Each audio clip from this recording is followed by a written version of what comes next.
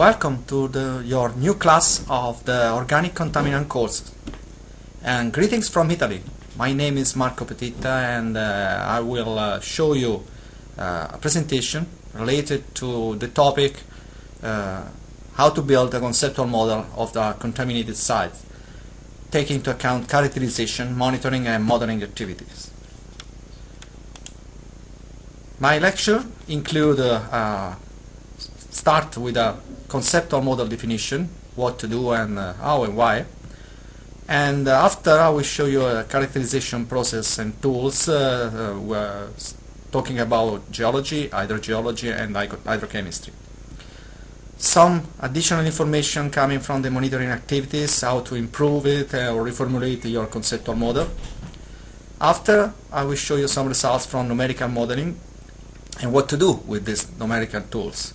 And to sum up, I add some final remarks. The conceptual model has to be considered as an iterative procedure. So it's impossible to have a final and complete conceptual model. You have to start from a preliminary one, and step by step you can improve it, adding information and verify your model by numerical model or additional tools, arriving at the end to a refinement of your conceptual model, very useful for your site management and remediation. But as I mentioned, it's a iterative procedure. So when you start with your remediation techniques, you have also to follow what's happened about your conceptual model, and you can improve it a second time by new data and new survey, and also by refining numerical model. What type of hydrogeological tools has to be adopted? First, we have to take into account the monitoring activities. The quantity and the quality of the data coming from the monitoring activities are very important, and you can collect by sampling standard procedures. You have also to build a network strategy, or both in taking into account the space and time problems, and mainly you have to consider also the possibility to use multi-level sampling because of the vertical heterogeneity of the geological behavior, but also about the vertical heterogeneity of the contaminant distribution, which in several cases have affected by different concentration with depth. The second important tool is the mathematical model. Of course, numerical model can help you to verify your hypothesis and simulating the flow and the transport of the contaminant.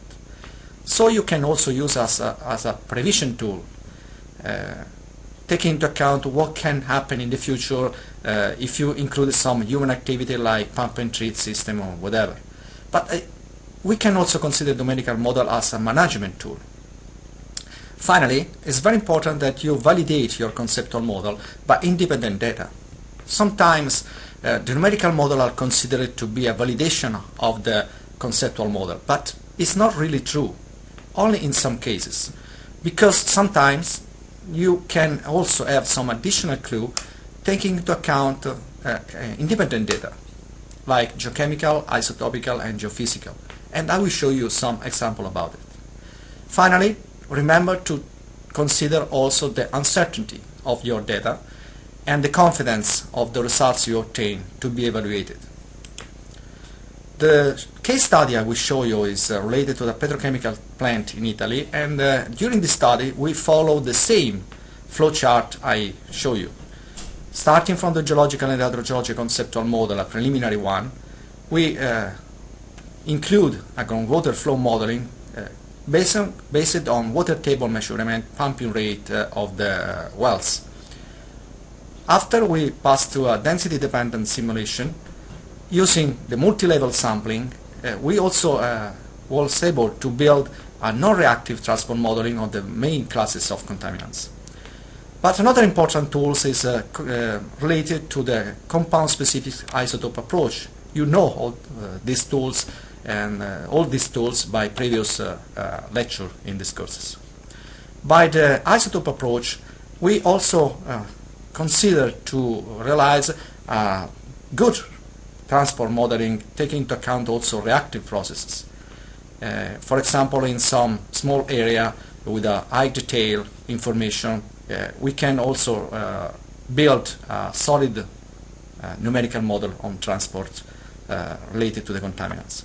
Finally, we will able to build some different scenario for the remediation activity, what type of technique we can use in this case study adopted to arrive to the remediation of the polluted sites. The study site is a petrochemical plant located near the shoreline, underlined by a polluted aquifer. For more than 50 years, this petrochemical plant is still going. The plume management system includes an horizontal physical flow barrier realized at the beginning to contain the El Naples plume, and after by an hydraulic barrier by more than 80 wells, pumping a total amount of about 5,000 cubic meters per day. The main pollutants are represented, of course, by El Naples, both in separate phase and, of course, in dissolved plume. By D Naples, and in this case we have also only the plumes of the D Naples because the sources have been treated and no big amount of separate D Naples remains in this size.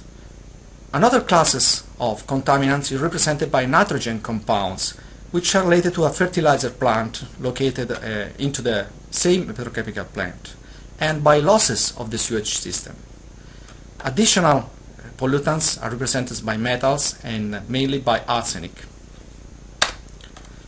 The data available from characterization, preliminary characterization plan include more than 1,000 boreholes, more than 200 piezometers, arrived to 300 at the moment, and more than 200,000 analytical values. Such large amount of data has to be considered and classified, for example, by databases. Taking into account all these results realized in the preliminary part of characterization, we was able to build a conceptual model about the geological characterization, including in green the main aquifer represented by sand, in yellow by the level, heterogenic level based on silt and silty sand, and finally we have also bedrock represented by clays, which act as impermeable barrier to the main aquifer and at the bottom of the aquifer. But this preliminary geological model can be not considered very representative of this site, because it's based on a large amount of data, but very deep wells, very deep logs have not been realized at that time.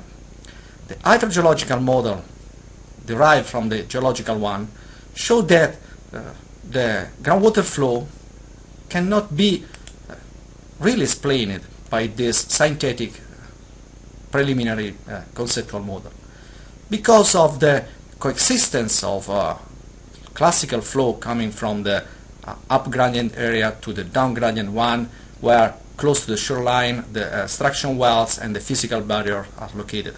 But at the same time there is some places where the information are not very detailed, so we have some doubt. You have to take into account also the possibility to add some additional investigation to solve some geological and hydrogeological problem you derive from your first preliminary conceptual model.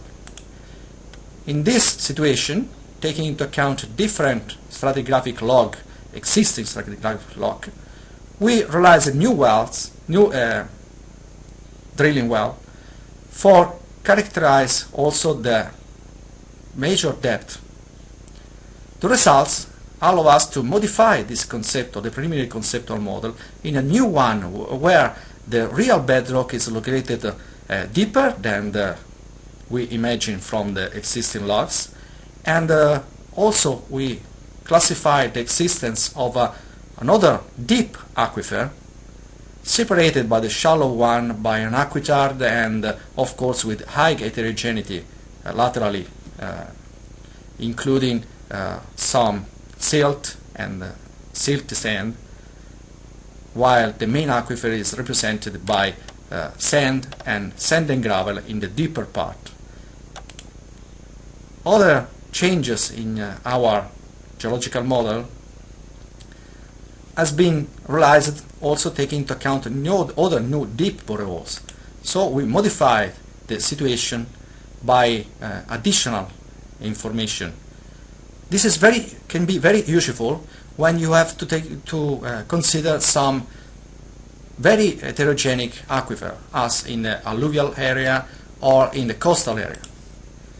We arrive at the end to a new geological model, which is very important to build before starting with the flow model, which was very detailed and recognizes some deep aquifer, some section of the aquifer, and recognize also in detail the role of the aquitard level and the bedrock having aquiclude role. So the updated geological model include the possibility to be included in a GIS system, reconstructing the surface of each aquifer and aquitard surface